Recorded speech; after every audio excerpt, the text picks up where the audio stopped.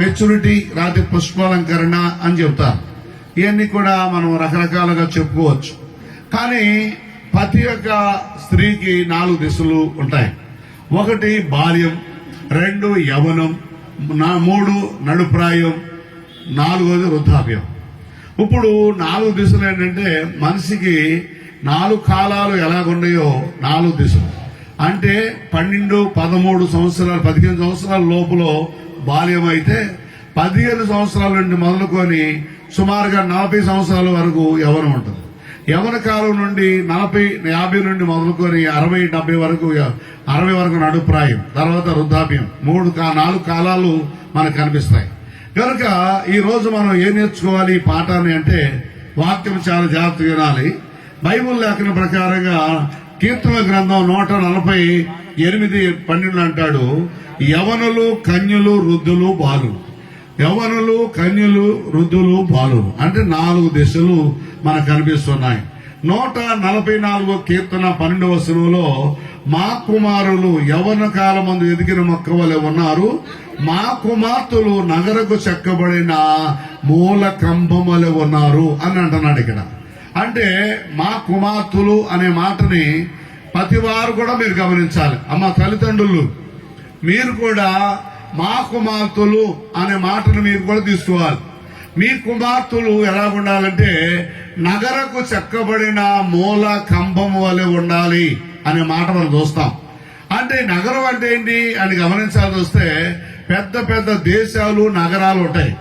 ఆ నగరాల్లో ఆ నగరము కాపుదల కోసం పెద్ద పాకారములు కడతారు.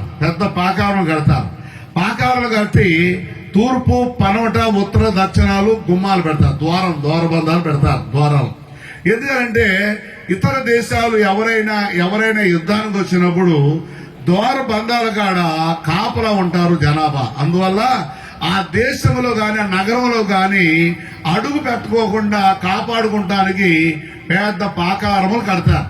ఈ పాకారములు కట్టే లోపల ఆ ద్వారబంధాలు ఏం చేస్తారంటే చక్కటి టేకు చెక్క గాని, తుమ్మ చెక్క గాని ఏదో ఒక చెక్క తీసుకొచ్చేసి ఏం చేస్తారంటే శిల్పాకారుడికి ఇస్తారు. శిల్పాకారుడు అంటే శిల్పి అంటే చెక్కేవాడికి ఇస్తారు. ఆ వ్యక్తి ఏం చేస్తారంటే ఇటొక స్తంభం అటొక స్తంభం వేస్తాడు గుమ్మం కాడ. అమ్మ అయినండి, ఇటొక స్తంభం అటో స్తంభం గుమ్మం కాడ వేస్తాడు. వేసిన తర్వాత ఆ స్తంభం ఆ యొక్క చెక్కకి చక్కగా చెక్కుతాడు. ఏం చెప్తాడు అంటే ఏదో ఓ మంచి బొమ్మ, లేకపోతే మంచి పువ్వులు, రకరకాలని చెప్తాడు. ఎందుకు చెప్తాడు అంటే ఎవరైనా బయట నుంచి వచ్చినప్పుడు ఈ యొక్క పట్టణంలోకి వెళ్ళాలి అంటే ఏం చేస్తారంటే మొదటగా గుమ్మం కాడ నిలబడతారు. వచ్చిన వాళ్ళందరూ కూడా ఆ ద్వారం దగ్గర నిలబడతారు. నిలబడినప్పుడు అమ్మా ఇంటారు వాక్యం, మీరందరూ పిల్లలు ఎవరో మీరు కూడా వినాలి, మీరందరూ కూడా వాక్యం వినాలి. ఎందుకంటే మీ తల్లిదండ్రులకు ఎలాగుండాలి, మీ తల్లిదండ్రులు మిమ్మల్ని ఎలా పెంచాలన్నది కొంచెం మాటలు అరగంట లోపులోనే మీ వాక్యాన్ని ముగిస్తా. ఇక్కడ ఈ నగర చెక్కబడిన మూల కమ్మం అంటే నగరానికి కమ్మాలు ఉంటాయి. దాన్ని ఏం చేస్తారంటే చక్కగా పువ్వులు గాని, చక్క బొమ్మలు గాని, చక్క అందమైన మనుషులు గాని చెక్కి ఏం చేస్తారంటే బాగా చెప్తారు. ఎవరైనా వచ్చినప్పుడు ఆ గుమ్మగా నిలబడినప్పుడు ఏం చేస్తారంటే చూడగానే అబ్బా ఈ నగరము ఆ ఎల్లే లోపల ద్వారబంధం కాడే ఎంత బాగా డెకరేషన్ గా చెక్కారు, చాలా బాగా చెక్కాడు ఈ శిల్పాకారుడు ఎవడో గాని బాగా చెక్కాడు శిల్పాన్ని అని ఏం చేస్తారంటే అక్కడ చూసి తేరు చూస్తారు. అమ్మ వింటున్నారా? అమ్మ పాప తల్లి కూడా నువ్వు కూడా వినాలమ్మా. బాబు నువ్వు పైగా కూర్చోయ్యా, పక్కన కూర్చో తర్వాత మాట్లాడుతున్నాను. నా అరగంట సమయం మళ్ళీ నీకు ఉండవు, నేను వెళ్ళిపోయిన తర్వాత మీరు మాట్లాడుకోవచ్చు. ఇక్కడ గమనించండి,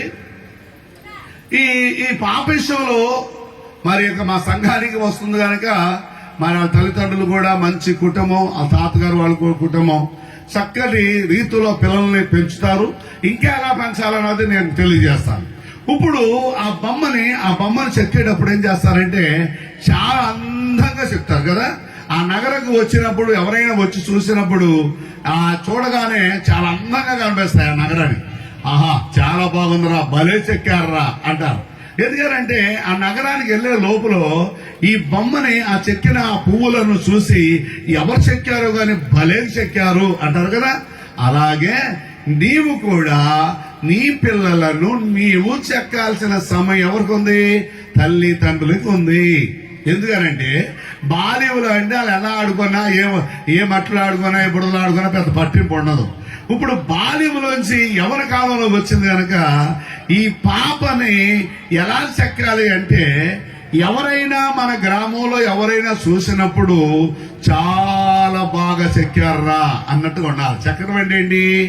ఒక పువ్వులు గాని, ఒక పుష్పాలు గాని, ఒక చెట్లు గాని చెక్కేటప్పుడు ఏం చేస్తారు? అందంగా దగ్గర శ్రద్ధగా ఉండి చెప్తారు. అలాగే ప్రతి తల్లిదండ్రులు కూడా పిల్లలను చక్కగా పెంచాలి. వాళ్ళని చక్కగా దగ్గర తీసుకొని పెంచాలి. ఒకటి భక్తులు పెంచాలి, సమాజంలో పెంచాలి, సంఘములో పెంచాలి. మంచి పేరు కలిగిన బిడ్డల్లాగా మనం పెంచువారుగా ఉండాలి. కారణం ఏం తెలుసా? పిల్లని చెక్కాల్సిన ధర్మం ఎవరికి ఉందంటే, శిల్పాకారుడు ఎలా అయితే బొమ్మలు చెక్కుతాడో అలాగే ప్రతి తల్లిదండ్రులు ప్రతి ఆడపిల్లలను చాలా జాగ్రత్తగా చెక్కాలి. చెక్కడం అంటే ఏంటి? చిత్రి పట్టుకొని చెక్కమంటలా. చెక్కడం అంటే ఏంటి?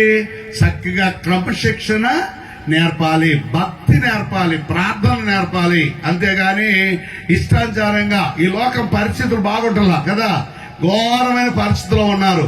ఎందుకంటే ఎక్కడ చూసినా ఘోరమైన పరిస్థితులు, తల్లిదండ్రులకు తల వంపు తెచ్చే పరిస్థితులు ఎన్నో ఉంటున్నాయి. అలాంటి పరిస్థితులు రాకుండా ఉండాలంటే ఏ పిల్లలైనా సరే ఎవరి పిల్లలను వాళ్ళు చెక్కాల్సిన ధర్మంలో చెక్కాలి. ఎలా చెక్కాలి అంటే అందంగా చెక్కాలి.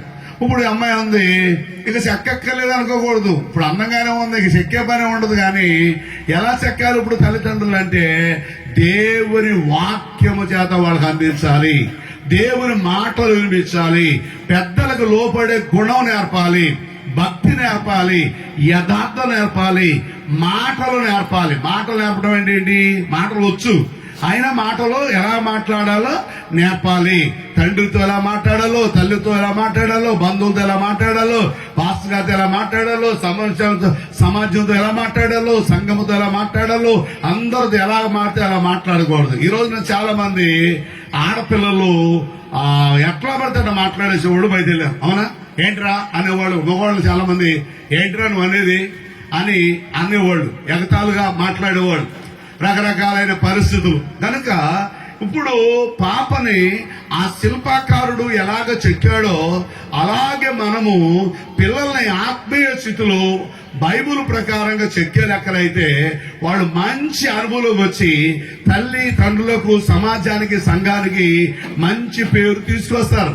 అలాంటి మంచి పేరు తీసుకొచ్చారంటే పిల్ల ఎవరి ద్వారా? తల్లిదండ్రులు క్రమశిక్షణ బట్టి, తల్లిదండ్రి యొక్క నడవడిని బట్టి. అదిగా ద్వితీయోపదేశకాండంలో అంటాడు 4:9, మీరు ఐగుప్తులో జరిగిన కార్యాలు చూశారు కదా, ఐగుప్తులో దేవుడు మీ పట్ల ఏం కార్యాలు చేశాడో మీరు విన్నారు కదా. మీ పిల్లలు కూర్చునేటప్పుడు, లేచినప్పుడు, నడిచినప్పుడు మీ పిల్లలకు మీ పట్ల దేవుడు ఏమేమి కార్యాలు చేశాడో మీరు ఇలాగ ఈ స్థితిలో ఉంటారు. కారణం ఏంటో మీ పిల్లలు ఏం చేయాలంట? నేర్పాలి. అంటే ఏం నేర్పాలి? మంచి మాటలు నేర్పాలి, చెడు మాటలు నేర్పకూడదు, బూతులు నేర్పకూడదు. ఆడపిల్ల బూతులు మాట్లాడిందంటే ఎట్టు పరిస్థితులు రాజీ పెట్టుకోకూడదు. కారణం తెలుసా? ఆడపిల్లైనా మగపిల్లలైనా సరే క్రమశిక్షణలో పెంచుకుంటే వాళ్ళు తల్లిదండ్రులకు మంచి పేరు తీసుకొస్తారు, సంఘంలో కూడా మంచి పేరు తీసుకొస్తారు, సమాజంలో కూడా మంచి పేరు తీసుకొస్తారు.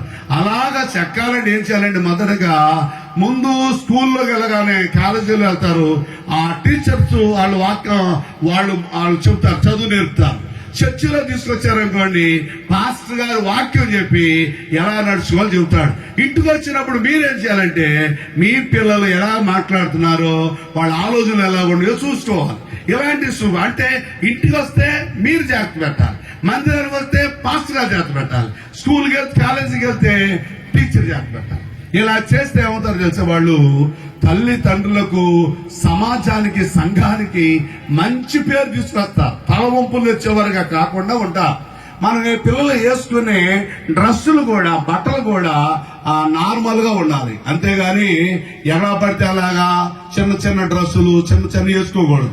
పిల్లలు ఒంటి నిండా బట్టలు వేసుకుంటూ నేర్పాలి తల్లిదండ్రులు. ఇవాళ చాలా మంది పిల్లలు ఉన్నారు, ఎక్కడెక్కడ తెస్తున్నారు ఈ డ్రెస్సులు అర్థం కాదు, కానీ అర్థం లేకుండా చేస్తున్నారు. చిన్న డ్రెస్సులు పీసులు, ఇంకా చెప్పాల్సి వస్తే ఇక్కడ వరకే ఉంటాయి బ్లౌజులు, ఇక్కడ వరకే ఉంటాయి, సంకల వరకే ఉంటాయి. అలాగే పెట్టకూడదు. ఎప్పుడైనా అలాంటి పెట్టకూడదు. పిల్లలకి నడవడి నేర్పాలి, భక్తి నేర్పాలి. చక్కగా తల జడేసుకుంటాం, ఆత్మీయంగా ఉండాలి, తల జడేసుకోవాలి, చక్కగా దేవుని భక్తులు జరగాలి. అలాంటి పెరిగేవారుగా మంచి గుణం కలిగిన వారుగా ఉండాలి. ఇంకా చెప్పాల్సి వస్తే ఎవరు పిల్లరా ఈ పిల్ల అంటే పలానా మణికంఠం కూతురు అనగానే అమ్మో నుప్పురా అన్నట్టుగా ఉండాలి.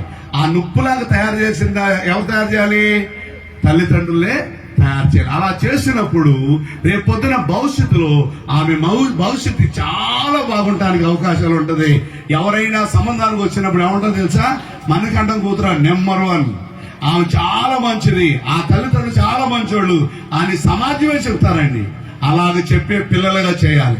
అలాంటి వారుగా మనం చేసినప్పుడు ఏదో అన్ని పెట్టుకుంటేనే అందంగా ఉంటారు కొంతమంది.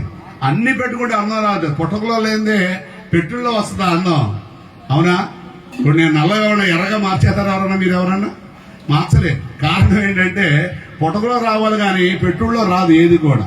కనుక ఇక్కడ మనం ఏం గమనించాలి అంటే మనము పిల్లలకి బట్టల విషయంలో గాని, మాటల విషయంలో గాని, మర్యాద చేసే విషయంలో గాని, పెద్దలు మాట్లాడే విషయంలో గాని, పెద్దలతో మాట్లాడే విషయాలు గాని అన్ని కూడా మనము క్రమశిక్షణగా నేర్పే లెక్కలైతే ఇవాళ హిందువులైనా ఎవరైనా సరే మీ పిల్లలను మీరు జాగ్రత్తగా పెంచుకునే లెక్కలైతే తల్లిదండ్రులకు ఎవరు పిల్లరా అంటారు. బైబిల్లో ఒక ఆమె ఉంది, ఆమె పేరు ఎస్తేరు. ఎస్తేరు ఆమె ఒక అనాథగా ఉండేది. ఒక ఆయన పెంచుకున్నాడు, ఆమెని మృదుగా పెంచుకున్నాడు. ఒక రోజున రాజుగారు సన్నిధికి వచ్చేసారు. అనేక మంది రాణిలు వచ్చేసారు. చాలా మంది కూడా బ్యూటీ పార్లర్లకు వెళ్ళారంట. బ్యూటీ పార్లర్లకు వెళ్ళి చక్కగా డ్రెస్సులు వేసుకొని బ్యూటీ పార్లర్లకు వెళ్ళి అన్ని వేసుకొని మంచి అందంగా కనపడాలి రాజు అనుకున్నారంట. కానీ ఎస్తేరు మాత్రం ఏం పెట్టుకోలేదంట. ఎందుకు తెలుసా? ఎస్తేరు ఏం పెట్టుకోకుండా రాజు దగ్గరికి వెళ్ళగానే రాజుకు ఇష్టం పుట్టించిందంట. ఇంకా చెప్పాల్సి వస్తే ఎస్తేరు కన్యత్వాన్ని కాపాడుకుంది. ఇక్కడ గమనించాలి ఏంటంటే పిల్లలకి డాన్సులు నేర్పకూడదు. డాన్సులు చాలా మంది ఇళ్లలో ఏం చేస్తారు తెలుసా? టేబుల్ గడ్డ పెట్టుకొని టీవీ పెట్టుకుని ఎదురుగా బ్రేక్ డాన్స్ చేసేస్తుంటారు, తిరిగేస్తుంటారు. అలా తిప్పి అలవాటు చేసుకోకూడదు. పిల్లలకి క్రమశిక్షణ, పని, భక్తి నేర్పాలి, పని నేర్పాలి. ఇంట్లో కూడా పని నేర్పాలి. రేపు అత్త రెడీ వెళ్ళిన తర్వాత నాకు టీ పెడతాం రాదని అనుకోండి, ఏం చేస్తారు? ఇప్పుడు అత్తగారే టీ పెట్టాలి. అలా కాకుండా చక్కగా పని నేర్పాలి, భక్తి నేర్పాలి, ప్రార్థన నేర్పాలి, సమాజ చదువు నేర్పాలి. అన్ని విషయాలు కూడా అలా నేర్పే లెక్కలైతే ఎస్తేర్ అంట ఒక స్థితిలో ఒక పేదరాలైనప్పుడు కూడా 127 సంస్థానాలకు రాజు అయిన అహష్వేరోషు ఇష్టపడ్డాడండి ఆమెని. అప్పుడు పెద్దల ద్వారా వివాహం జరిగింది. గొప్ప రాణి అయిపోయిందండి. అంటే నీ పిల్లలు రాణి అవ్వాలని ఉందా? చెప్పండి అమ్మా, ఎవరికైనా ఉందా చెప్పండి. నా పిల్లలు మంచి భవిష్యత్తు కావాలి, నా పిల్లలకి మంచి వరుడు రావాలి, నాకు మంచి అల్లుడు రావాలి, మంచి కుటుంబం రావాలి అన్న ఆలోచన ప్రతి తల్లి కొడతా ఉండదా? అలాగే మీరు మీ పిల్లల్ని పెంచాల్సిన రీతిలో పెంచితే మీ పిల్లల భవిష్యత్తుని మీరే కాపాడినోళ్ళు అవుతారు. ఒకటి దేవుడు కాపాడతాడు, 2 తల్లిదండ్రులు కాపాడాలి, 3 దేవుని మందిరానికి అప్పచెప్పాలి. దేవుని మందిరంలో దేవుని వాక్యం ఉన్నప్పుడంట వాళ్ళ మనసులు మారిపోవడానికి అవకాశాలు ఉన్నాయి. అవునే కదా? ఈ మధ్యలో కొంతమంది ఆడపిల్లలు డ్రెస్ మేడింగ్ బాగుంటలేదు కదా, డ్రెస్ మేడింగ్ బాగుంటలా. రెండోది ఏం చేస్తారంటే తల కూడా బాగుంటలా. తల ఎంత కూడా చాలా మంది ఏంటో పోయి ఇచ్చేస్తారు వెనక్కి. అలా వేయటంగా చక్కగా క్రమంగా ఉండాలి, యథార్థంగా ఉండాలి, చూసేవాళ్ళకి బాగుండాలి. 2 నడక కూడా బాగుండాలి. నడక కూడా ఎట్ట పడితే ఎట్ట నడతాం, ఊపేయటం కాదు, చక్కగా నడతాం, చక్కగా నేర్చుకోండి. అట్లా నడక కూడా చక్కగా నేర్చుకుని అని నేర్పాలి. 2 వాక్యం నేర్పాలి, భక్తి నేర్పాలి, ప్రార్థన నేర్పాలి. అప్పుడు ఎవరు తెలుసా? పలానా మణికంఠం కూతురంటే ఆ ఊరంతా చెప్తారు ఏం తెలుసా? ఆమె చాలా మంచిది, ఆమె దొరకటమే మీకు అదృష్టం అని చెబుతారు కదా. అలాగే చేసే బాధ్యత ఎవరికి ఉంది చెప్పాలి? తల్లిదండ్రులకు ఉంది. పిల్లలు ఏం చేసినా పర్లేదని వదిలేసామనుకోండి, పిల్లల భవిష్యత్తు చేతులారా దెబ్బతింటుంది. అలా కాకుండా నువ్వు ఎలాగ ఉండాలంటే నగరకు చెక్కపడిన ఒక మూల స్తంభం ఎలాగ శిల్పకారుడు చెక్కుతాడో నీ పిల్లలని అలాగ చెక్కుతూ భక్తులో పెంచుతూ ఆత్మీయంగా పెంచితే నీకు, నీ సమాజానికి, నీ వంశావళికి కూడా మంచి పేరు తీసుకొస్తారు. నీ తరతరాల వంశావళికి కూడా మంచి పేరు తీసుకొస్తానికి అవకాశం ఉంది. అలాంటి భక్తి పిల్లలకు నేర్పాలి. ఎందుకంటే సినిమాలు, చాలా మంది సినిమాలు నేర్పేస్తున్నారు, కొంతమంది సీరియల్ నేర్పేస్తున్నారు, ఇంకోటి ఏదో రకరకాలు వచ్చింది కదా అవన్నీ నేర్పేస్తున్నారు. సినిమాలో డాన్సులు, పాటలు పాడినప్పుడు డాన్సులు, ఇలాంటి డాన్సులు వేపించేసి ఎవరితో మాట్లాడుతున్నారా, ఏం చేస్తున్నారా, ఇవన్నీ కూడా అబ్జర్వ్ చేయాలి. ఎప్పుడు కూడా ఆడపిల్ల ఎలాగుంది, ఏం మాట్లాడుతుంది, ఏ పని చేస్తుంది అని అబ్జర్వ్ చేయబోతే నువ్వు తర్వాత ఇబ్బంది పడే పరిస్థితులు రాకుండా గొప్ప పేరు తల్లిదండ్రులకు తీసుకొచ్చేస్తారు. ఎస్తేరంట 3,50,000 మంది జనాభాని కాపాడిందంట. దేవునికి స్తోత్రం. ఇప్పుడు మణికంఠ కూతురు కూడా అనేక మంది జనాభాని కాపాడింది అనుకోండి, ఏమంటారు తెలుసా? అమ్మో, ఆమె పుట్టకమే మంచిది, ఆమె గొప్ప స్థితిలో ఉంది. వాళ్ళ అమ్మగారు, వాళ్ళ నాన్నగారు ఎలా పెంచారో గానీ సూపర్ గా పెంచారు. ఇప్పుడు సూపరే, నాకు తెలుసు, మా మనవరాలేమో విన్నారా, సూపరే, బాగానే ఉంటుంది, చక్కగా చెక్కక్కలేదు, అందంగానే ఉంటుంది, ఇంకా బాగానే ఉంటుంది, చక్కగా మెతకే మనిషి, ఓ గడుస్తాను కాదు, చాలా బాగుంటది. నేను ఎందుకు చెబుతున్నా, నా ఒక్కదానికే కాదు, ఇక్కడ అందరికీ చెబుతున్నా, పిల్లల్ని మాత్రం చక్కగా పెంచాల్సిన ధర్మం ఉంది. పిల్లల్ని మన కళ్ళతో చూసినప్పుడు వాళ్ళు ఎలాగున్నారో చూసుకుంటే మంచిది. వాళ్ళ యొక్క నడకడ, వారి యొక్క మాట, వాళ్ళ ఉద్దేశాలన్నీ బాగోవాలి. ఎస్తేరు రాణి అయిన తర్వాత ఒక భయంకరమైన సమస్య వచ్చింది యూదులందరికీ. ఆ యూదులు ఏంటంటే ఆమాన్ అనేవాడు శాసనం రాశాడు, మరణ శాసనం. అప్పుడు శాసనం రాసినప్పుడు అందరూ అల్లాడిపోతుంటే, ప్రాణం భయం మీద గడగడ వణికిపోతుంటే ఆ వంటుంది, మీరేమీ భయపడొద్దు, మన దేవుడు జీవము గల దేవుడు. ఎందుకు ఈ మాట అందామా? ఇస్తారు, దేవుని మందిరానికి వెళుతుంది గనక, ధర్మశాస్త్రాన్ని వింటుంది గనక, సత్యాన్ని గమనిస్తుంది గనక, తల్లిదండ్రులకు లోపడుతుంది గనక ఏం చెప్పింది తెలుసా? మీరెవ్వరూ భయపడొద్దు, మీకు ఎవరికీ ప్రమాదాలు రావు, దేవుడు మన పక్షమున ఉన్నాడు, దేవుడు మన పక్షంలో ఉన్నాడు, మరణ శాసనాన్ని కూడా తప్పించగలిగిన మన దేవుడు మన పక్షంలో ఉన్నాడు, మీరు ఎవ్వరూ భయపడొద్దు అని చెప్పి ఏం చేసింది? మీరందరూ ఉపవాసుని ప్రార్థన చేయండి, నేను కూడా అంతఃపురంలో ఉండి ఏం చేస్తాను? ఉపవాసుని ప్రార్థన చేస్తాను. మన దేవుడు శాసనాన్ని మార్చే దేవుడు అని ఆ 3,50,000 మందికి ధైర్యం చెప్పింది. దేవునికి స్తోత్రం. అలాగే ధైర్యం చెప్పే బిడ్డగా మీ పిల్లలను తయారు చేయాలి. మీ పిల్లలు ఒకరు రక్షించేవారుగా మార్చాలి. మీ పిల్లలు ఒక కుటుంబాలకి మంచి పేరు తెచ్చే రీతిలో ఉండాలి. అలాంటి పిల్లలుగా మారాలి అంటే, ఒకటి దేవుని దయ ఉండాలి, 2 తల్లిదండ్రులు దయ ఉండాలి, సంఘం దయ ఉండాలి, సేవకులు దయ ఉండాలి. అందరూ దయతో కూడా పిల్ల పెరిగిందంటే గొప్ప భవిష్యత్తుని దేవుడు ఇస్తాడు. అనుకోవచ్చు, మా అమ్మాయి పెద్ద అయిపోయింది, ఇక్కడ నుంచి మణికంఠానికి ఆమెకి కొంచెం టెన్షన్ మాట్లాడుతాయి, ఇక డబ్బులు లేవు, ఈ పెళ్లికి వచ్చేది ఎంత డబ్బు కావాలని ఆలోచన ఉంటుంది. ఏమక్కర్లా, మీరు దేవుని చిత్తానుసారం పెంచండి, డబ్బులతో పని లేకుండా దేవుడు కార్యం చేస్తాడు. దేవునికి స్తోత్రం. ఎందుకు తెలుసా? మీ పిల్లలు ఆ వెలుగుతున్న దీపాలు వలె ఉన్నప్పుడు, పుష్పిస్తున్న ఆ పుష్పములు ఎలాగ సువాసనేస్తాయో, అలాగే మీ పిల్లలు మంచి పేరు కలిగి పుష్పములాగా సువాసన వేసే లెక్కలైతే మీ పిల్లల కోసం మీరు ఆలోచించాల్సిన పనేమీ లేదు, దేవుడే ఆలోచన చేస్తాడు. దేవునికి స్తోత్రం. గమనిస్తున్నారా? 3వ విషయం తెలుసా?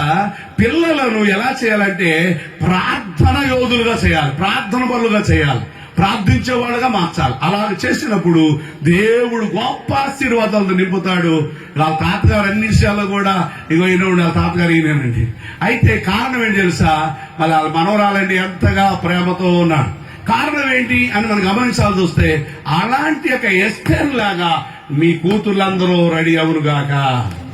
అర్థమవుతుందమ్మా? అమ్మా, ఇక్కడ కూర్చున్నాడు మీరందరూ, మీ పిల్లలందరూ కూడా ఒక ఎస్తేరు లాగా ప్రజలను రక్షించే పిల్లలు తయారవుదురుగాక. కారణం ఏం తెలుసా? మీ పిల్లలు తల్లిదండ్రులకు గొప్ప పేరు తెచ్చే బిడ్డలుగా మారాలని నా ఉద్దేశం. 3వది ఏం తెలుసా? అపోస్తుల గారి 21వ అధ్యాయం 9వ వచనంలో 4 స్త్రీలు ఉన్నారు, యవనస్తులు. వాళ్ళు ఎవరో తెలుసా? పిలుపు కుమార్తెలంట. పిలుపు కుమార్తెలు.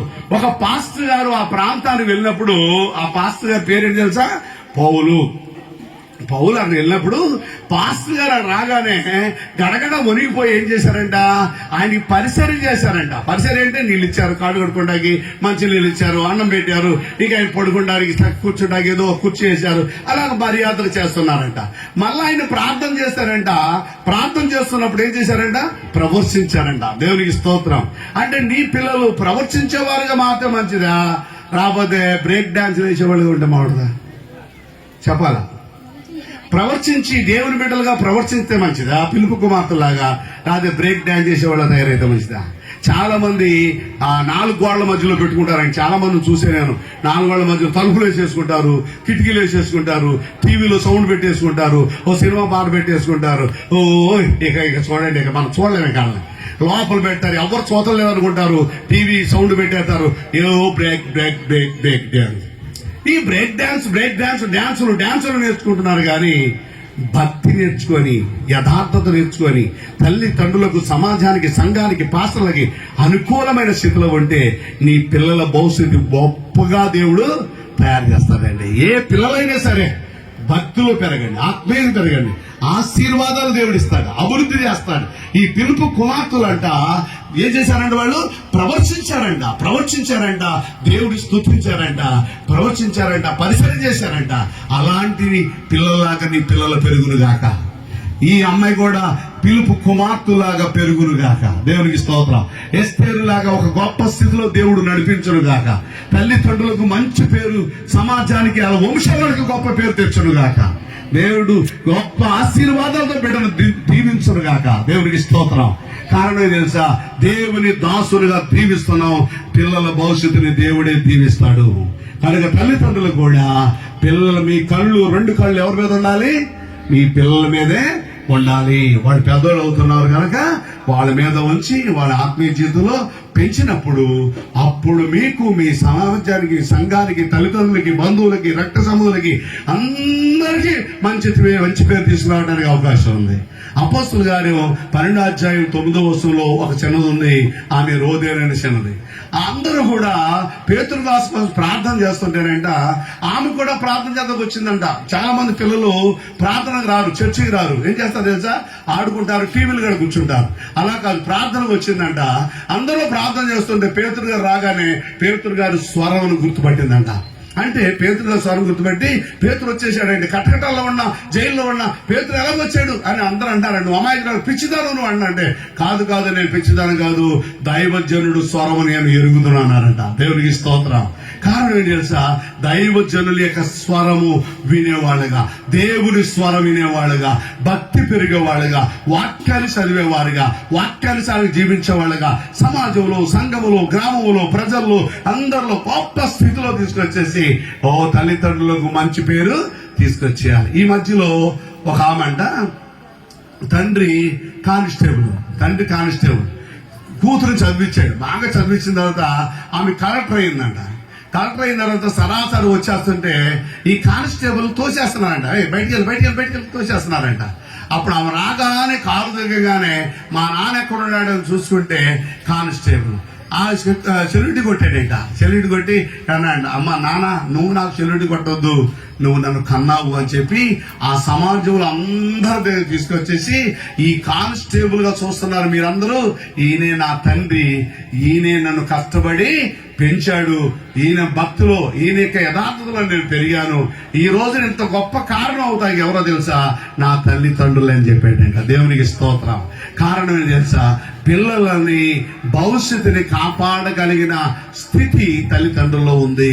ఎందుకని నగరానికి చెక్కబడిన ఆ మూలకము చెక్కినప్పుడు ఉత్తి మొద్దు, అది అవునా? చెక్కపోతే ఏంటి? మొద్దు. అది చెక్కితే ఏమవుతుంది? చక్కగా అందంగా తయారవుద్ది. పువ్వులు రకరకాలు చేసినప్పుడు ఎవరు వచ్చినా సరే భలే ఉందిరా అంటారంట. రేపు పొద్దున మణికంఠం కూతురు దగ్గరికి వచ్చినప్పుడు అమ్మో భలే పిల్లలు, చాలా మంచిది, అలాంటి పిల్లల్ని చేసుకోవాలి అన్న ఆలోచన ప్రజల్లోకి రానివ్వాలి. ఎందుకు తెలుసా? నేను ఎందుకు చెబుతున్నానంటే ఒక మణికంఠ కూతురే కాదు, ఇక్కడున్న మీరందరు పిల్లలు కూడా భక్తులు క్రమంలో చదువులు అన్ని విషయాలు కూడా క్రమంగా పెంచే లెక్కలైతే పిల్లలను జాగ్రత్తగా పెంచాలి. ఏదో పెద్దోళ్ళు అయ్యారు, కొంతమంది తల్లిదండ్రుల మీద తిరగబడి వాళ్ళు ఉంటారు కదా.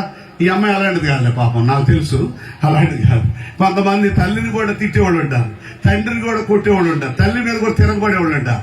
తిరగబడి నువ్వెంత నీ ఎంత అని తిరగబడి వాళ్ళ మీద అవసరం వస్తే పప్పు కూతులు చేటలు లేపేవాళ్ళు ఉంటారు కదా.